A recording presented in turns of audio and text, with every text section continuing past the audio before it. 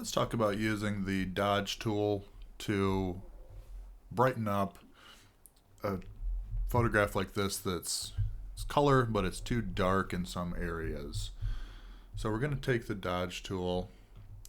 Now I do have sort of a before and after of this, and this is sort of exaggeratedly brightened, but you can see that using these techniques and coupling them with a couple of other things, you can really brighten something up that's pretty murky, dark, and sort of discolored.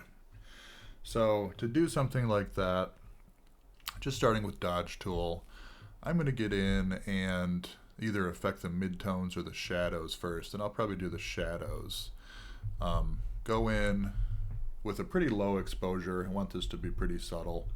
Anywhere that I'm seeing areas that are just too dark on the photo, I'm going to lighten them up.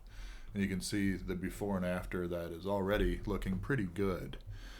Now, if I were to go in to midtones or highlights and continue to do this, and I'll go in with highlights because you'll see it starts to get discolored, and the more I do this, the more sort of weirdly saturated it gets. And so I don't want to go nearly that far with it. But let's say that I do have some of that discoloration sort of starting. Couple things that you can do and other ways to sort of control this. Typically you would want to couple this with something like adding an adjustment layer. So I'm going to add a solid color adjustment layer. I'm going to set the color value of it to middle of the road gray, 50% gray. And then change the blend mode of it to something like overlay or soft light. And overlay is going to be a little bit more dramatic than soft light. So we'll do overlay for now.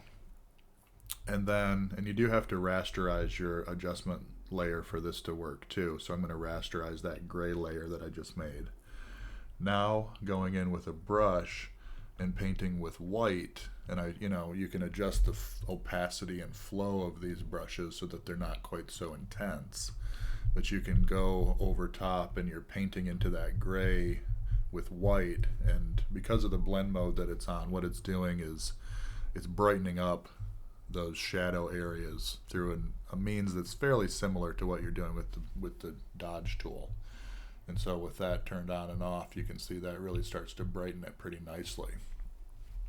So then if I was to couple that with, a couple of other adjustment layers potentially, like maybe selective color, I might want to go in to the reds and, make them less red, by sort of controlling them and making them a little bit more neutralized.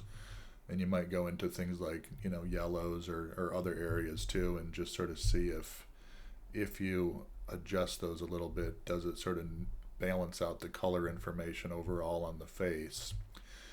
And then you could of course go in with a hue saturation adjustment layer and or levels or something like that. So maybe I do kind of a bit of a desaturation overall, hop in with a mask and hide part of that hue saturation layer where I want to bring some color back into the face, but in other areas I just kind of want to de-emphasize the color a little bit.